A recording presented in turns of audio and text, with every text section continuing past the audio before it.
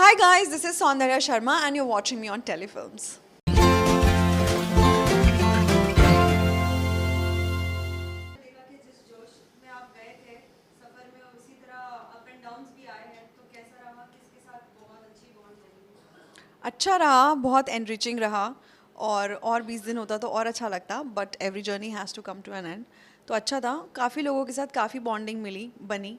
अर्चना के साथ best bonding बनी, निमृत के साथ बनी, साजिद जी के साथ बनी, अब्दू के साथ बनी. तो काफ़ी लोगों के साथ काफ़ी बॉन्डिंग बनी और कई लोगों के साथ बॉन्डिंग बनी, बिगड़ी, इंक्लूडिंग प्रियंका. फिर एलिमिनेशन में जिस तरीके अभी आप बाहर हैं और भी लोग थे एलिमिनेट हुए थे एज इन लाइक नॉमिनेटेड थे. नॉमिनेटेड हुए थे सो क्या लगा आपको कि आपको नॉमिनेट मींस होना लाइक आपको निकलना चाहिए था या आपके बदले किसी और को क्योंकि और भी लोग ऐसे कंटेस्टेंट्स लोग बाहर कह रहे हैं कि सौंदर्या का परफॉर्मेंस और भी अच्छा था उसी से आपको डेफिनेटली. क्या लगता है। बट मेरे लिए तो यही जीत है ना कि लोगों को भी लग रहा है, तो सच्चाई दिख जाती है, अब छुपाए नहीं छुपती है. बात यह है कि I am out because of internal politics, not eviction. Because voting के तहत तो मैं थी वहाँ पर. और बाद में ये बिग बॉस के नियम या जो भी बिग बॉस का जो अभी चल रहा था, लास्ट स्टेजेस हैं हमारे गेम की, तो उन्होंने ये कहा था कि अब आप घर वाले डिसाइड करेंगे कि इन 3 लोगों में से कौन जाएगा, क्योंकि सुम्बुल ऑलरेडी सेव्ड थे उसमें. तो सबको 2-2 वोट मिले और मेरे अगेंस्ट जो 2 वोट थे वो थे शिव और प्रियंका के. एंड ऑफ कोर्स शिव और प्रियंका डेफिनेटली एक स्ट्रॉन्ग कॉम्पिटिटर को अपने सामने नहीं रखना चाहेंगे, क्योंकि फिर वो इतने स्ट्रॉन्ग नहीं दिख पाएंगे. और ठीक है, which is good for them, क्योंकि ये उनका गेम प्लान है और हम एक रियलिटी शो में गए हैं. ये उनका मतलब एक स्ट्रैटेजी हो सकता है या एक take for their game plan हो सकता है, which is good. And easily in the garb of कि इन्वॉल्व नहीं है, ये इसकी बदौलत है, उसकी बदौलत है. अगर मैं उसकी बदौलत होती या इन्वॉल्व नहीं होती तो मैं आपको कभी स्ट्रॉन्ग नहीं लगती और आज मैं इंटरनल पॉलिटिक्स के तहत बाहर नहीं होती. क्योंकि वीक लोगों को ही आप अपने साथ आगे लेके जाना चाहेंगे, weak edge in their perspectives. Because मेरे हिसाब से तो वीक नहीं है, सब अच्छा खेल रहे हैं क्योंकि सब टॉप 9 में आ गए, तो of course everyone has done well, pretty well. साथ ही हम हमेशा से देखते थे कि हर किसी की आप मदद करने की कोशिश करती थी चाहे वो प्रियंका और अंकित हो उनके बीच में भी एक बार आपने कुछ मतभेद हो गए थे उसका जी. सॉल्व कर रही थी एक बार फिर हमने देखा कि शिव की मदद करने के चक्कर में आपके ऊपर ही कुछ उल्टा भारी पड़ा है क्या कहना राइट. चाहोगे इस पर? Very true, very true. You the first one जिन्होंने ये चीज़ नोटिस करके ये चीज़ बोली भी है, क्योंकि अभी तक सिर्फ यही बोल रहे थे गौतम अर्चना. बिकॉज मेरे बहुत लोगों के साथ बहुत ही क्वेश्चन रहे हैं, इंक्लूडिंग निमृत. इनफैक्ट निमृत से दोस्ती मुझे भारी पड़ी, क्योंकि कहीं ना कहीं जब आप दोस्त होते हैं तो पॉजेसिवनेस आ जाती है, और मैंने वो चीज़ शिव में भी नोटिस की थी. और जिसका बहुत बड़ा क्लासिक एग्जाम्पल था जब मैंने कैप्टनसी के लिए टिकट टू फिनाले में मैंने निमृत के लिए एफर्ट किया और दिलवाया, तो मुझे लगा it did not settle well somewhere. और उसके तहत उन्होंने काफ़ी मतलब पर्सनली उनको जो फील हुआ मेरे लिए अटैक किया, जो एक गड़े मुर्दे उठाने वाली बात होती है, जो चीज़ एग्जिस्ट नहीं कर रही, जिसके लिए उनको पता भी नहीं है कि मेरी क्या चीज़ें हैं personal, what turmoils I have gone through. क्योंकि उनके लिए वो एक रियलिटी शो करके आए हैं, उनके लिए शायद ये गेज हैं, एस्केलेट कर रहे हैं, इमोशनल कार्ड है, नहीं है, दोस्ती कार्ड है, which is very good for him. He knows it how to play it and he did it because somewhere he has convinced everybody. और चाहे इन्वॉल्वमेंट का नाम देके या भेड़ चाल का नाम देके या कुछ भी नाम देके, आप बस ये बोल दो और साथ में बोल दो हाँ वैसे बहुत स्ट्रांग है, अच्छा गेम खेलती है, अच्छे टास्क करती है. तो और क्या होगा एक रियलिटी शो में? एक रियलिटी शो में अच्छे टास्क होंगे, आपकी जो ड्यूटीज दी जाती हैं वो अच्छे से होंगी, और आपका जो भी पर्सनालिटी ट्रेट है, तो आप कुछ भी नैरेटिव सेट कर सकते हो अंडर द गाब की अरे ये इसके पीछे खेली, उसके पीछे खेली. अगर मैं उसके पीछे खेलती या मेरा अलायंस होता तो आज मैं यहाँ नहीं होती, मैं बची हुई होती आप लोगों की तरह. So my point is that.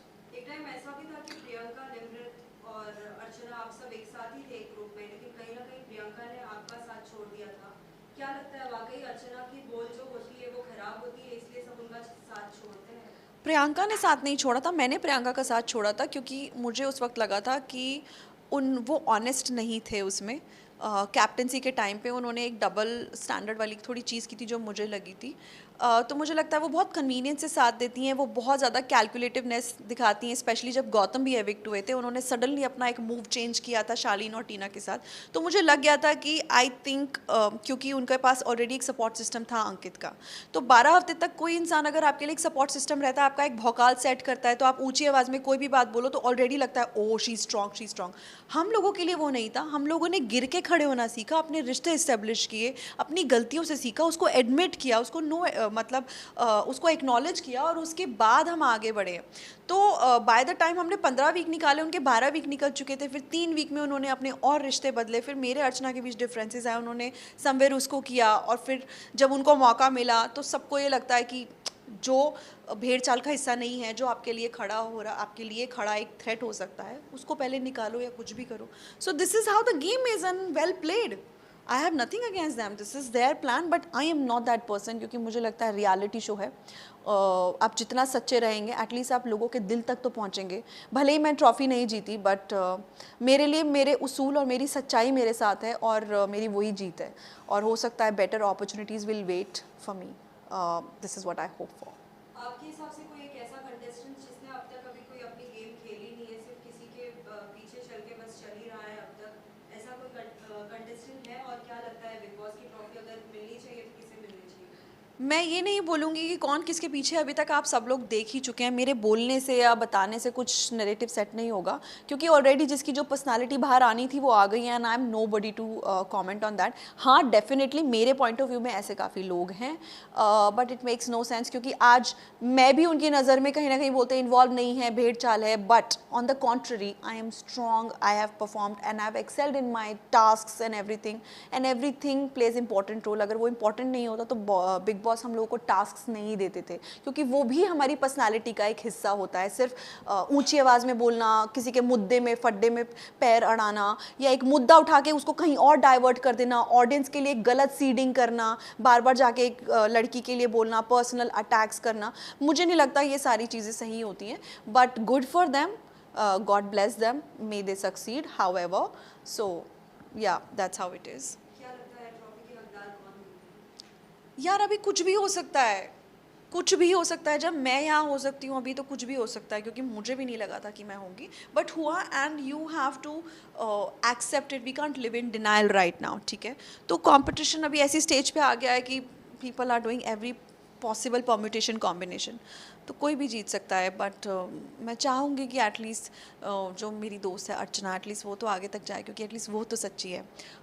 जैसी भी है, झगड़ती है, लड़ती है, सब उसके अगेंस्ट होते हैं, कुछ भी है।